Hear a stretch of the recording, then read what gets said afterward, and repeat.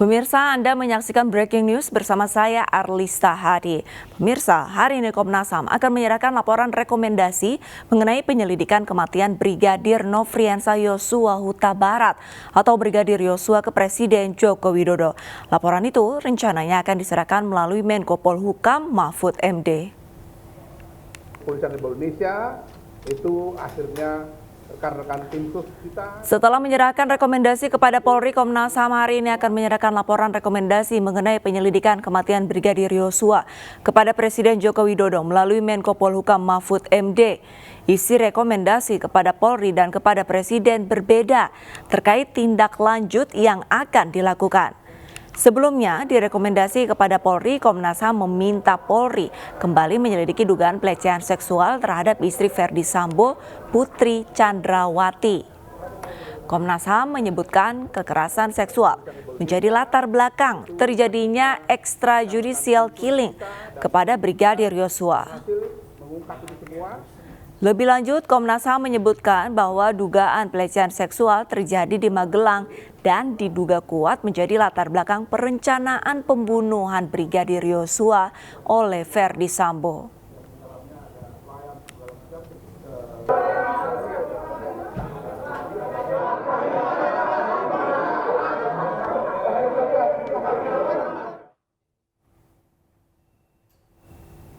Komnas HAM telah menyerahkan rekomendasi terkait pembunuhan Brigadir Yosua kepada Polri.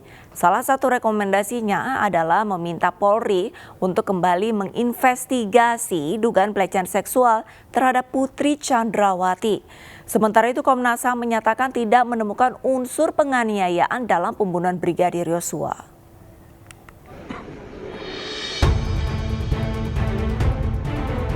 Komnas HAM hari ini membeberkan temuan dari penyelidikan terkait pembunuhan Brigadir Nofriansah Yosua Huta Barat alias Brigadir J. Temuan itu dituangkan dalam laporan rekomendasi yang diserahkan kepada Polri. Salah satu temuan yang disampaikan Komnas HAM adalah adanya dugaan kekerasan seksual yang terjadi di Magelang dan menjadi latar belakang perencanaan pembunuhan Brigadir Joshua. Di sisi lain, Komnas HAM menyatakan tidak ada penganiayaan dalam peristiwa kematian Brigadir Joshua. Berdasarkan hasil autopsi pertama dan kedua ditemukan fakta tidak adanya penyiksaan terhadap Brigadir J, melainkan luka tembak. Tadi juga Pak Anam sudah menyampaikan bahwa penyebab kematian adalah 2 luka tembak, yang satu di kepala dan yang satu di dada sebelah kanan. Terus kemudian terdapat dugaan kuat terjadinya peristiwa kekerasan seksual yang dilakukan oleh Brigadir J kepada saudari PC di Magelang tanggal 7 Juli 2022.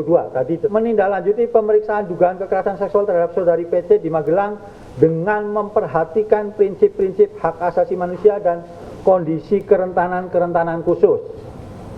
Artinya tadi dugaan kekerasan seksual harus ditindaklanjuti penyidikannya begitu oleh teman-teman kepolisian. Setidaknya ada 3 poin hasil penyelidikan dan pengawasan kasus penembakan Brigadir Joshua oleh Komnas HAM. Pertama, telah terjadi pembunuhan di luar hukum atau extrajudicial killing dalam kasus Brigadir J. Kedua, Komnas HAM menyimpulkan tidak ada tindak pidana penganiayaan terhadap Brigadir J. Ketiga, Komnas HAM menyatakan adanya kejahatan tindak pidana obstruction of justice atau penghalangan penyidikan dalam kasus pembunuhan Brigadir Joshua. Inspektorat Pengawasan Umum Polri Komjen Agung Budi Marioto memastikan rekomendasi Komnas HAM akan ditindaklanjuti oleh timnya. Dari Jakarta, Tim Liputan iNews melaporkan.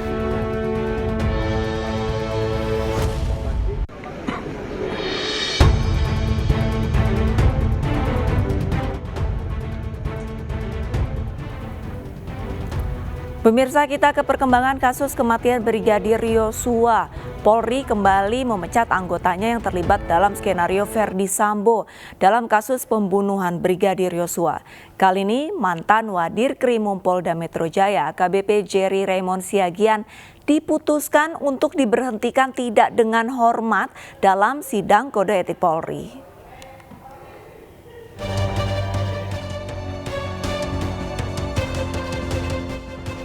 Komisi Kode Etik Polri kembali memecat anggota Korps Bayangkara dengan berpangkat perwira menengah dalam kasus proses penyidikan pembunuhan Brigadir Joshua. AKBP Jerry Raymond Siagian, mantan Wadir Krimum Polda Metro Jaya, resmi dipecat usai sidang kode etik Polri yang dipimpin langsung Wakil Irwasum Polri, Irjen Tonargogo Siombing pada Jumat kemarin. Dalam putusannya, AKBP Jerry Raymond Siagian diputuskan pemberhentian tidak dengan hormat karena terbukti terlibat dalam rekayasa pembunuhan Brigadir Joshua. AKBP Jerry Raymond Siagian dinilai tidak profesional dalam menangani 2 laporan polisi terkait ancaman pembunuhan dan dugaan pelecehan seksual. AKBP Jerry Raymond Siagian juga diberikan sanksi kurungan di tempat khusus selama 29 hari. Pasal yang dilanggar, kembali lagi saya ulangi, pasal 13 ayat 1 PP nomor 1 tahun 2003 tentang pemberhentian anggota Polri, junto pasal 5 ayat 1 huruf C, Peraturan Kepolisian nomor 7 tahun 2022 tentang kode etik profesi dan Komisi Kode Etik Polri. Jerry yang masuk dalam daftar 24 personil Polri dimutasi ke Yanmar Polri terkait kasus pembunuhan Brigadir Joshua. Jerry merupakan sosok yang sempat mendesak LPSK untuk memberikan perlindungan terhadap istri Ferdi Sambo yang kini berstatus tersangka Putri Chandrawati. Tim iNews melaporkan.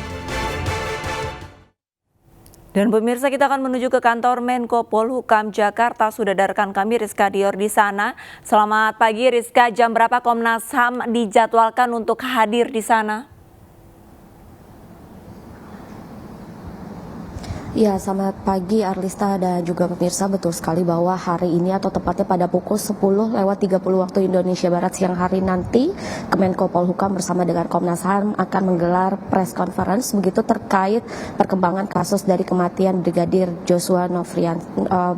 Nofriansah Yosua Huta Barat, maksud kami, atau Brigadir J, di mana menurut informasi terakhir yang kami dapatkan, kiranya agenda hari ini untuk penyampaian perkembangan kasus akan disampaikan langsung oleh Kementerian Menko Polhukam atau Mahfud MD, yang dimana nantinya juga akan turut disertakan hasil pemeriksaan terakhir yang telah dilakukan oleh pihak Komnas HAM dan juga beberapa dokumen lainnya terkait kasus kematian Brigadir Joshua ini. Namun kiranya hingga saat ini kami belum mengetahui pasti, Arlisa dan juga pemirsa, apakah pihak Komnas HAM sendiri juga akan ikut datang ke gedung Menko Polhukam dan apakah akan ikut berbicara begitu mengenai perkembangan kasus Brigadir Joshua ini. Namun kiranya kami juga belum melihat sampai saat ini apakah pihak-pihak terkait juga sudah sampai di gedung Menko Polhukam, karena saat ini kami awak media masih menunggu terkait press conference tersebut yang akan dimulai sekiranya kurang lebih setengah jam mendatang.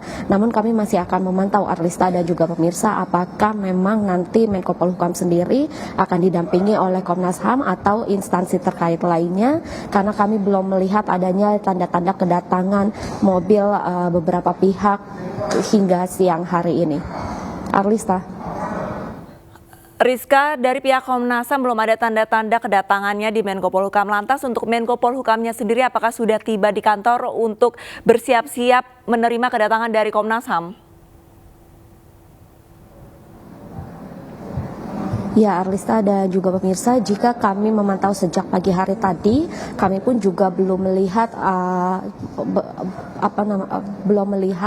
kedatangan mobil Menko Polhukam sendiri di gedung yang berdekatan dengan Kementerian PPA ini. Namun kiranya tadi menurut informasi terakhir yang kami dapatkan untuk mengkonfirmasi agenda hari ini dari beberapa pihak di tempat saya melaporkan saat ini atau di gedung di mana awak media dikumpulkan, belum mendapatkan informasi pasti apakah Menko Polhukam Mahfud MD juga sudah tiba di gedung dan apakah Komnas HAM juga sudah sampai pada pagi hari ini di gedung Menko Polhukam, sehingga sama-sama kami masih akan terus memantau apakah kedua pihak ini nantinya akan tiba tepat waktu pukul 10:30 waktu Indonesia Barat atau seperti apa nantinya agenda akan digelar. Namun kami akan terus menginformasikan situasi terkini dari Menko Polhukam. Arlista. Sementara ini, Rizka, apakah Anda mendapatkan informasi di mana nantinya Menko Polhukam akan menyambut kedatangan dari pihak Komnas HAM?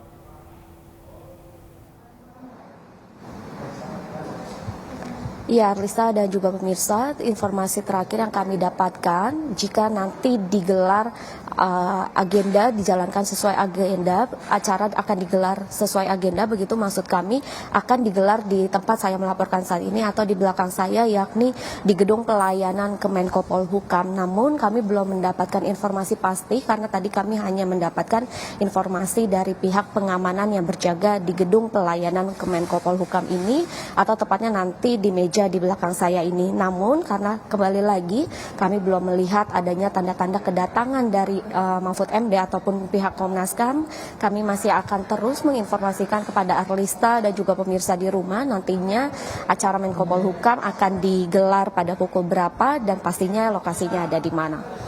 Arlista. Baik, terima kasih banyak Rizka Dior atas laporannya langsung dari kantor Menko Polhukam. Kami masih akan tunggu update dari kedatangan Komnas HAM ke kantor Menko Polhukam. Dan pemirsa, Bribka Riki Rizal mengubah kesaksian terkait kematian Brigadir Yosua setelah bertemu dengan anak dan istrinya. Sebelumnya Bribka RR mengaku takut sehingga terpaksa mengikuti skenario Sambo.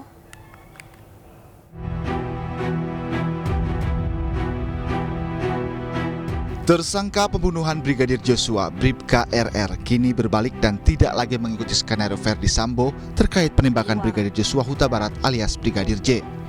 Menurut pengacara Bribka RR, Erman Usman, Bribka Riki sempat menangis saat anak dan istrinya meminta Bribka Riki untuk berkata jujur terkait kematian Joshua. Erman mengungkapkan saat awal mula kasus mencuat, kliennya terbawa skenario Verdi Sambo, di mana saat itu kematian Brigadir J setelah baku tembak dengan Barada Eliezer. Erman menceritakan kronologi sejak kepulangan Bribka Riki bersama rombongan Putri Chandrawati dari Magelang hingga tiba di rumah pribadi Verdi Sambo di Jalan Saguling. Menurut Erman, kliennya mengaku tidak mengetahui adanya peristiwa dugaan pelecehan seksual di Magelang. Bribka RR juga disebut diminta Verdi Sambo untuk menembak Brigadir J, namun Bribka Riki mengaku tidak berani. Sambo kemudian meminta Bribka RR memanggil Baradae untuk menembak Joshua. Terkait keterangan yang berbalik ini, pengacara menyebut Riki sempat ingin menjadi justice kolaborator di kasus kematian Joshua, namun batal karena tidak memiliki akses untuk mencari tahu soal justice kolaborator. Erman juga mengatakan Bribka RR takut terhadap Sambo dan memilih mengikuti skenario yang dibuatnya. Tim Liputan iNews melaporkan.